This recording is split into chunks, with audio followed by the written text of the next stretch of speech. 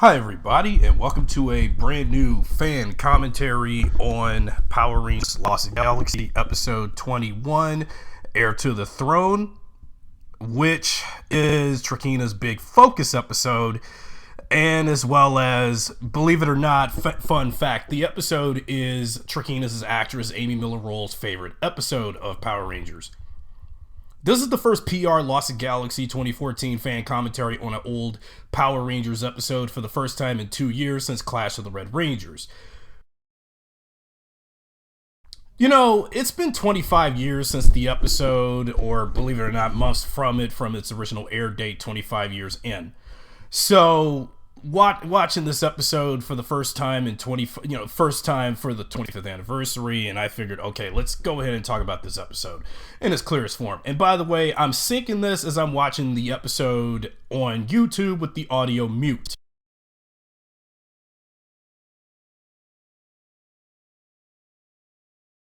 I am so glad that this episode is the last we'll ever hear or see of Scorpius ever again. And yeah, because when you even hear Scorpius's voice in the episode with that distorted high pitch to it, it does sound similar to Zordon's vocal pitch in Mighty Morphin Season 3 in ways. Seeing that red light around Deviat's face really entails and foreshadows what is yet to come if he was the one that would get the cocoon before Trakeena would. And before that, going into 1 minute and 35 seconds in, we see her wandering in the desert, and we also had an establishing shot. I forgot to bring that up. An establishing shot of Onyx. Man, I must wonder how on earth did Trakeena wander around Onyx, because she had been gone since the end of Stolen Beauty and at the start of this episode. So how does she manage to get to Onyx? Did she hop from one planet to another after leaving the Scorpion Stinger? Because it's never been entailed or to explain. And plus, this is the last time we're going to see Trakeena's old staff that she had since the Lights of Orion episode, aka episode 6.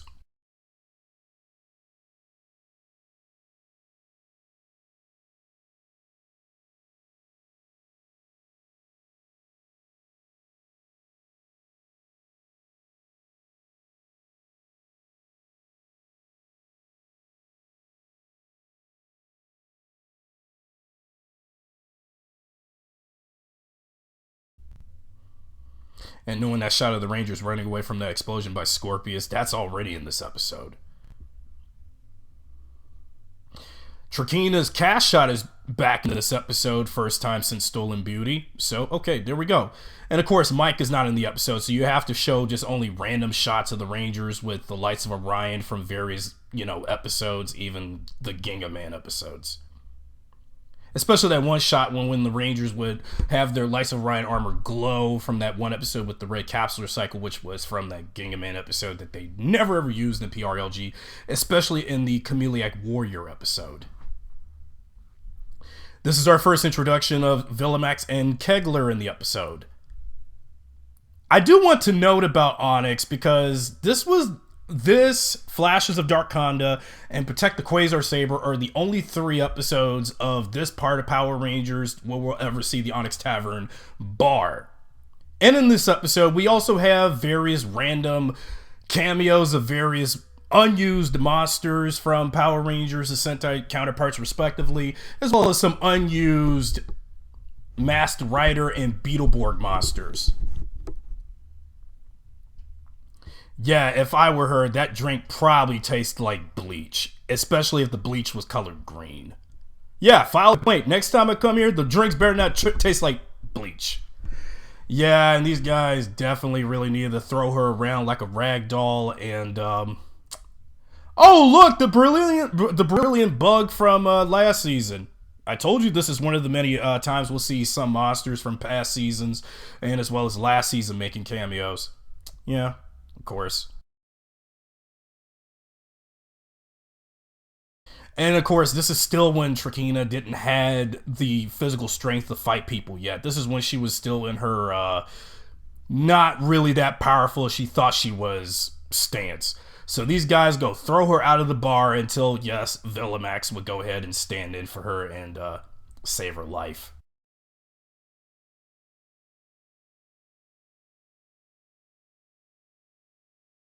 I wasn't sure what this episode was. Where I wasn't sure 25 years where this episode was going at first when I was a kid, but I can tell that this had to be all Trakeena and as well as Villamax and Kegler, with Villamax being her trainer and also mentor for the show.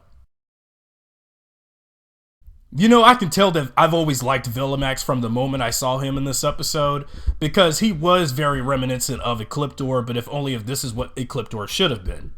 I wish they should have had Villamax at the start of Lost Galaxy and not, Furio, but there was a reason for this.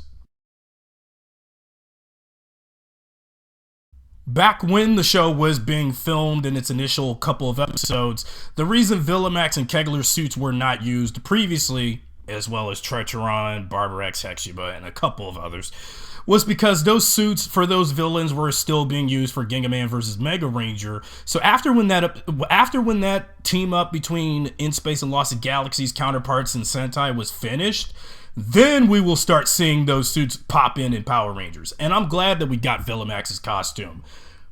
And I'm happy that Villamax is not like what Furio was in the series. So I'm happy we got Villamax the way we have him now, because still, then again, Villamax's counterpart was exactly what Furio was in our show here.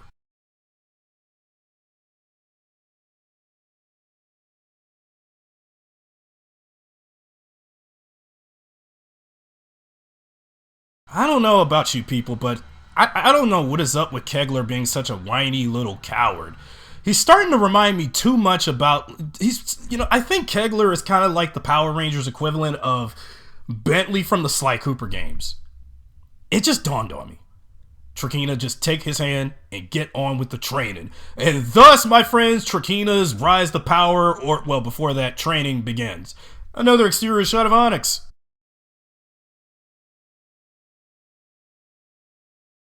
Those fingernails were cheap as heck. They were not those fingernails are so cheap.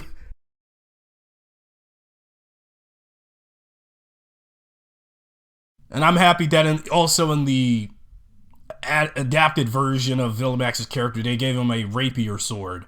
Similar to like Raphael's sword in Soul Calibur, in the Soul Calibur games. And I knew there was going to be some Soul Calibur parallels with Power Rangers Lost Galaxy. I think that would explain why for the last 15 years, I don't want to go in full detail, but there were some parallels between Soul Calibur and this Power Ranger series.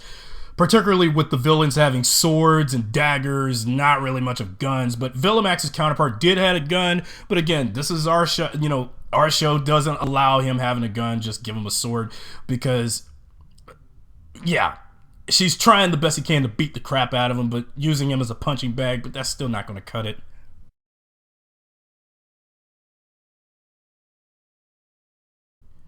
Man, if only we had training montages like this in past seasons and even later ones.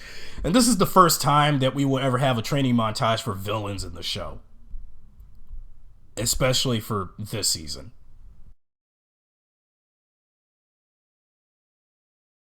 Wherever, I don't know how Deviant got that energy cell device is never explained, but he just randomly has it as a way to ploy the Rangers into a trap to blame them for Scorpius' destruction, which we'll see when we get to it. And then also accusing the Rangers of kidnapping Trakeena in the warehouse.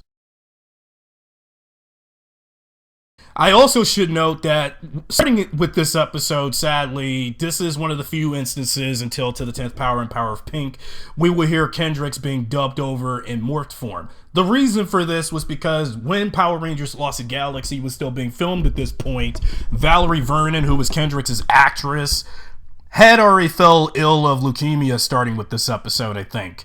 But it's probably around this point, or it became very apparent when we got to Memories of Miranoi, the Maya Kendricks focus episode alongside Maya's old friend, who was actually somehow disguised as the monster Raikon, Chandra.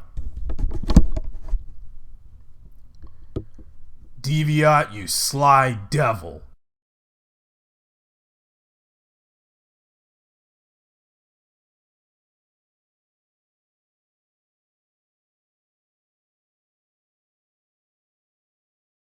wow, what a hunch and straining yourself, trying to break your arms and shoulders from trying to carry that thing with the all those big boulders of rocks on that thing. It's just like, wow.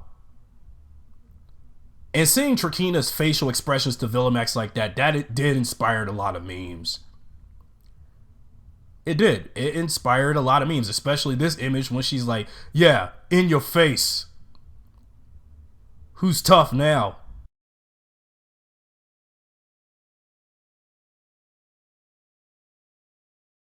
Just wow. I mean, I think there was a good reason why they cast Amy Miller to play the character, because she was skinny enough to do these formidable fighting moves and stuff when we get to certain later parts of the season, especially next episode, to be able to actually be lean enough to be Trakeena, because I think the character is meant to be a lean, lightweight female character, and maybe she's supposed to, because mantises are supposed to be lightweight.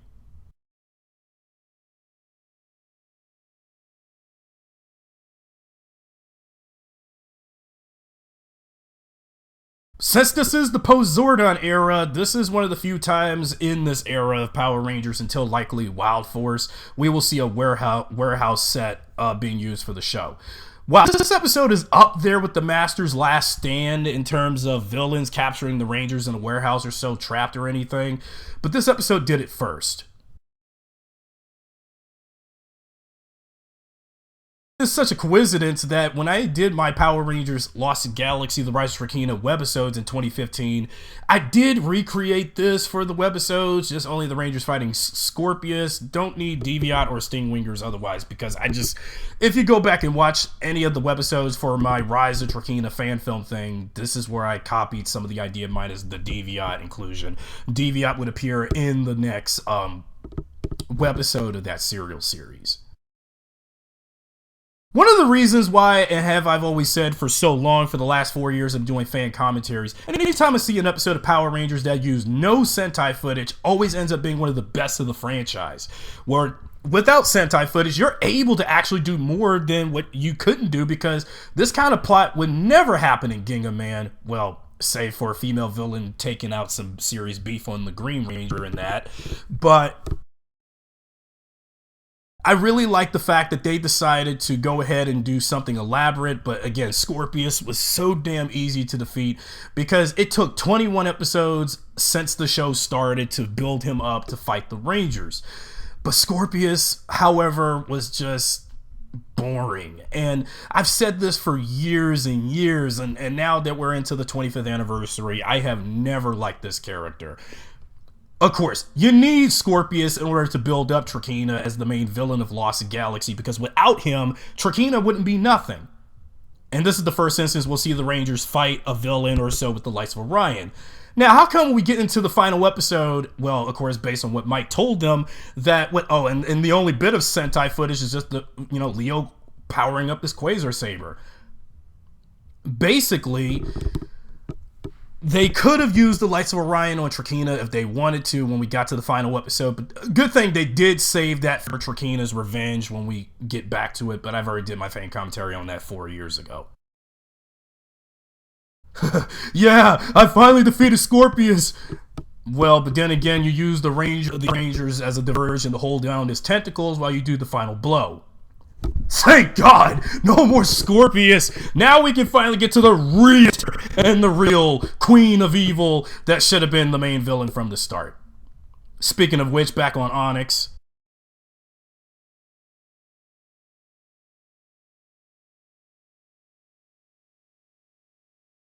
I really like the way how they did the swordplay work in this season, because this is like the kind of complex sword fighting we see later on in something like the Pirates of the Caribbean movies, because I had never seen such complex sword fighting in Power Rangers like this, and I think this is one of the reasons I do like Lost Galaxy, is the sword fight choreography with the Rangers in suit, or Trakeena fighting Villamax, who is just basically a guy in the Villamax costume fighting Trakeena. and especially in like next episode, because I'll discuss when we get to the next episode, there are certain shots where Amy Miller wasn't doing any of the stunt work, and it's just really a stunt actress, suit actress in, you know, her costume doing the sword fighting the Rangers, because there's certain shots where Amy could not do any of the fighting. Oh, there goes the one-eyed pervert. Make that 2, 3. Pig nose and I'm not wearing hockey pads, mutant. Yeah, her again. The one bug woman that y'all harassed earlier, like 10 minutes earlier into the episode. You know, something about that green drink, especially what she's drinking. I hope it improved, but it better not taste like dirt from 3 years ago or something. Oh, and I knew that glass was tricky for her to break. See Lightspeed Rescue? This is Trakeena. Oh yeah, and like I was saying before, this is a brief shot of her stunt actress. So that right there was not really Amy Miller, you know, doing all that kicking, punching those guys out of the bar. That was a stand-in stunt actress. And then we cut straight to Amy in the costume. Again, this was before AI, refacing, deep faking, and all of that, because there was no such technology like that back then. Especially nowadays in film, today's movies and television, you could do that stuff, but back when these Power Rangers and other television shows was made like this, back in its era, there was no such thing as deep faking people's faces, that, you know, especially actor likenesses onto stunt doubles. It was just not there, and the technology likely wasn't there yet.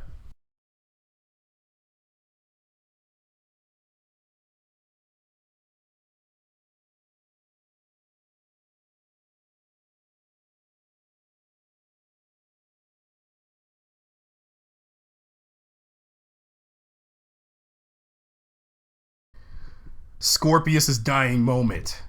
I figured that as soon as we got to this, I'm like, thank God, because beyond, what was the reason? Like I said before, what was the reason to have him as the main villain? In recent interviews with Amy Miller Roll, who's Trakeena's actress in Lost Galaxy, if you look at a certain interview with either Morphin Network or Catherine Sutherland and Nakia Burrese, when they conducted an interview with her on Power Rangers Playback, I think she said this in multiple interviews. The reason Scorpius was killed off and written out of the series was because after 21 episodes having him on set of the Scorpion Stinger, it was getting complicated. She did this show 25 years ago to keep maneuvering him around on set, moving him around on set. This was Amy's own words, and obviously I'm happy they writ him out of the series, because I just think that having him as a puppet villain was just a waste of time. It was budget well spent or something. I don't know. But again, this is Saban's Power Rangers Lost Galaxy, okay? And realizing this was their show. This was Saban's show. They did what they wanted 25 years ago. But, okay, I'm not going to argue about that. This is one of the rare times we'll ever see the villains have any kind of heart and compassion for each other. But every other time, it's destroy the Power Rangers, take over Terra Venture, haha, evil is good. Oh, shit. And every time I see Trakeena cry, oh god, what a she-croc. Yeah, it hurts. This show really knows how to kick anybody in the heart, watching these characters die left and right. Man, and I thought Magda Defender and Kendrick's deaths were hard-hitting, but personally, when Scorpius died, I felt hardly nothing. But yeah, but when it was Magda Defender and Kendrick's, I actually felt more stuff with that, and even with Villamax, when we get to those deaths.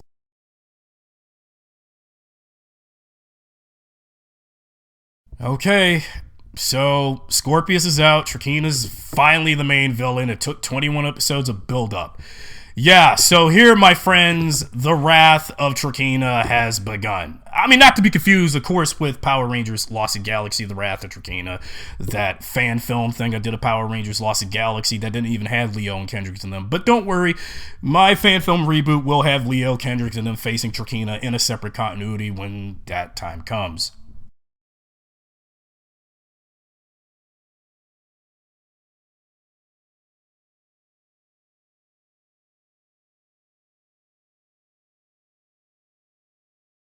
Well, Power Rangers, you're now in Trakeena's Wrath game as we get to the next episode. So that's my fan commentary on Heir to the Throne. Click to the next one because I have a lot to say about that next episode.